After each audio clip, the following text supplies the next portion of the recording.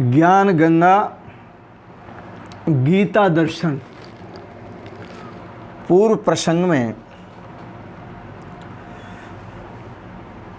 आप ध्यान योग साधना, कैसे ध्यान योग किया जाता है, यह श्रवण कर रहे थे भगवान श्री कृष्ण के द्वारा। और ध्यान योग जो करते हैं उस ध्यान योग का फल क्या है, उस फल को आप आज श्रवण करेंगे। गीता दर्शन 6ठा अध्याय श्लोक 15। ध्यान योग का फल। युञ्जन्नेवं सदा आत्मानं योगी नियतमानसः शांतिं निर्वाण परमां मत संस्थाम अधिगच्छति।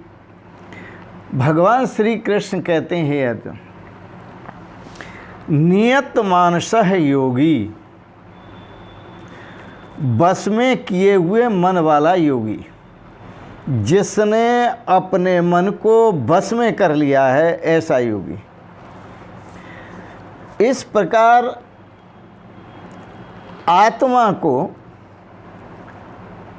एवं आत्मानं सदा युञ्जन,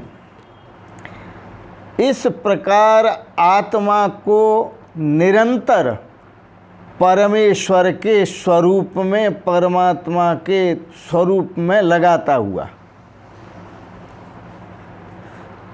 मुझ में मत संस्थान, मुझ में रहने वाली निर्वाण परमाम, परमानंद की पराकाष्ठा स्वरूप परम शांति को प्राप्त होता है। क्या बात है! भगवान श्री कृष्ण और क्या कह सकते हैं। ऐसा योगी जो निरंतर मुझ में, मुझ परमेश्वर के स्वरूप में लगाता है, अपनी आत्मा को एक करता है, वो मुझ में स्थित परम शांति को प्राप्त होता है। ऐसा वेद में भी कहा है, तम आत्मस्थम ये अनुपश्यन्त धीरा तेषां सुखम शाश्वतम ने एतरेषां। तम परमात्मानम, आत्मस्थम अपनी आत्मा में स्थित जो धीर पुरुष देख लेते हैं, तेषां सुखम शाश्वतम, उन्हें ही शाश्वत सुख की अनुभूति होती है, उन्हें ही शाश्वत शांति की अनुभूति होती है, उन्हें ही शाश्वत आनंद की अनुभूति होती है, न एतरेषां, अन्य को नहीं। ये वेद का वचन। आइए और श्रवण करते हैं। समाधौ क्रियामाणे तु विघ्नायान्ति वैबलात्। जब साधक इस परम शांति की तलाश में, जब अपनी आत्मा को परमात्मा में एक करने के लिए, ब्रह्मात्मय के भाव में डूबने के लिए अग्रसर होता है, तो बहुत सारे विघ्न आते हैं। साधन में, साधना में बहुत विघ्न आते हैं। और विघ्न कैसे आते हैं? आलस्य, भोग, लालसा, लय, तम, विक्षेप, कषाय, शून्यता आदि बहुत सारे विघ्न आते हैं। आयांति वैबलात्, बलपूर्वक आते हैं। लेकिन जो अपने मन को जीत लेता है, मन को वश में कर लेता है, वो इन विघ्नों को पार कर जाता है। इसलिए साधक को चाहिए कि शून्य वृत्ति से शून्यत्व आता है, भाव वृत्ति से भावत्व आता है, और पूर्ण वृत्ति से पूर्णत्व आता है। याद रखना, शून्य वृत्ति, आप शून्य वृत्ति अपनाएंगे तो शून्य में चले जाएंगे, नींद में चले जाएंगे। यदि भाव वृत्ति अपनाएंगे तो भगवान का दर्शन करेंगे। किसी ने पूछा कि भगवान कैसा है, निराकार है या साकार है या निराकार साकार दोनों है? तो संत बोले कि परमात्मा न तो निराकार है न साकार है। परमात्मा न निराकार है न साकार है, वह भक्त की भावना के तदाकार है।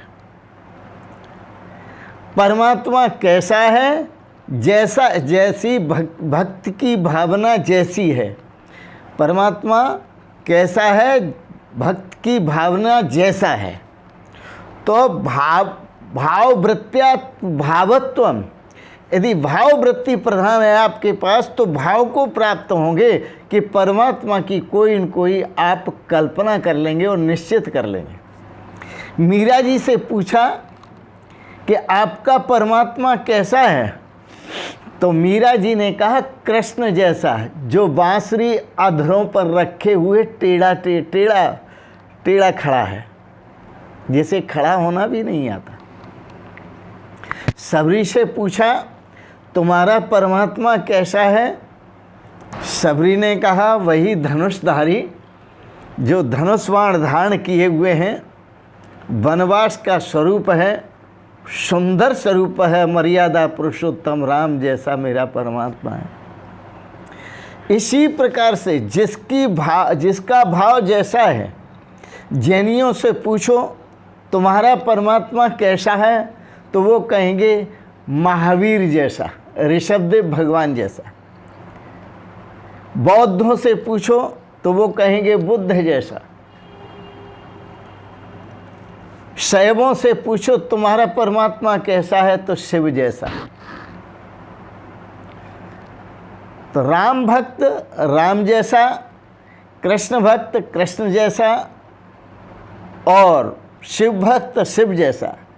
जिसका भाव जैसा है परमात्मा वैसा। इसलिए परमात्मा न निराकार है न परमात्मा साकार है, भक्त की भावना के तदाकार है। बड़ा सुंदर है।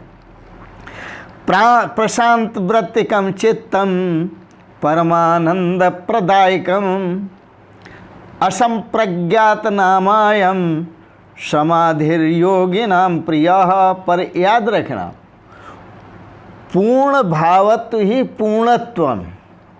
यदि आपका पूर्ण का भाव है, पूर्ण परमात्मा का भाव है, तो आप पूर्णत्व को प्राप्त होंगे।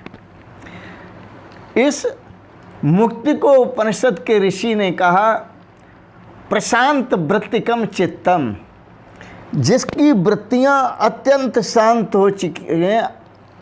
किसके द्वारा? असंप्रज्ञात समाधि के द्वारा। जिसकी वृत्तियां शांत हो चुकी हैं, चित्त शांत हो चुका है और वह आत्मा को परमात्मा के साथ एक कर चुका है। और जो एक कर चुका है, ऐसी स्थिति है परमानंद प्रदायकम, परम आनंद को देने वाली है, परम रस का अनुभव कराने वाली है, परम आनंद को देने वाली वृत्ति है।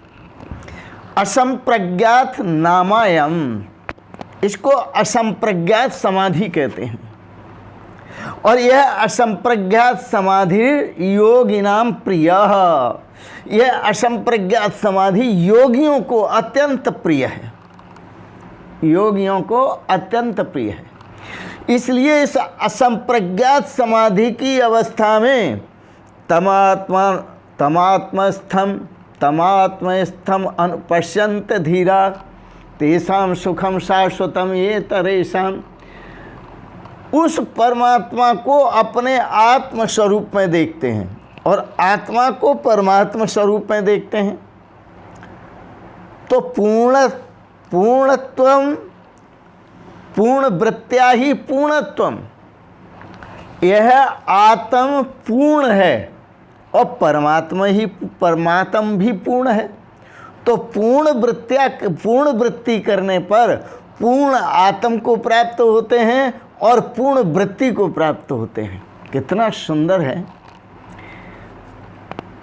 ऋषि, वैदिक ऋषि कहते हैं पूर्णमदः पूर्णमिदं पूर्णात् पूर्णमुदच्यते पूर्णस्य पूर्णमादाय पूर्णमेवावशिष्यते।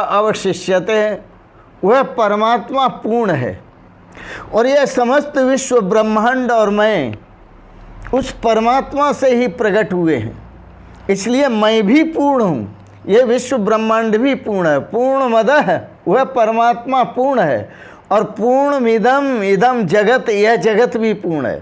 पूर्णत्वात् पूर्णमुदच्यते, पूर्ण से पूर्ण लिया गया है, पूर्णमेवा अवशिष्यते, फिर भी पूर्ण का पूर्ण ही शेष है। पूर्ण से अधिक न कभी हुआ, न पूर्ण में कुछ कम हुआ होता है, न पूर्ण से कुछ ज़्यादा होता है।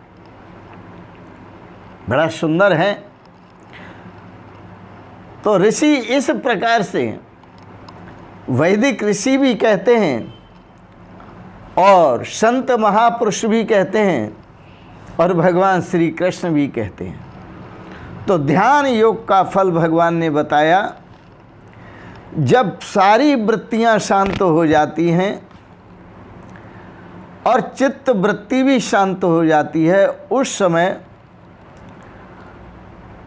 परमात्मा परमानंद परमानंद दायिनी अवस्था प्राप्त होती है। तो परमानंद प्रदान करने वाली जो असंप्रज्ञात समाधि है, यह योगियों को अत्यंत प्रिय है और इस समाधि का अनुष्ठान सभी को करना चाहिए।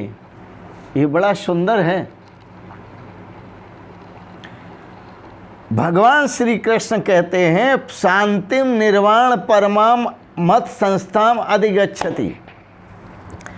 ऐसा जो योगी है वह जब अपने आत्मा को परमात्मा में लगा देता है, नियत मानस योगी, जिसने अपनी वृत्तियों को शांत किया, मन को शांत किया, बस में किया और बस में करके अपने आत्मा को परमात्मा में एक कर दिया, ऐसा जो योगी है, शांतिम निर्वाण परमामत संस्थाम, मुझ सच्चिदानंद घन ब्रह्म परमात्मा वासुदेव में स्थित जो परम शांति है, उस परम शांति निर्वाण शांति को प्राप्त होता है और कृतकृत्य हो जाता है, आनंदित हो जाता है।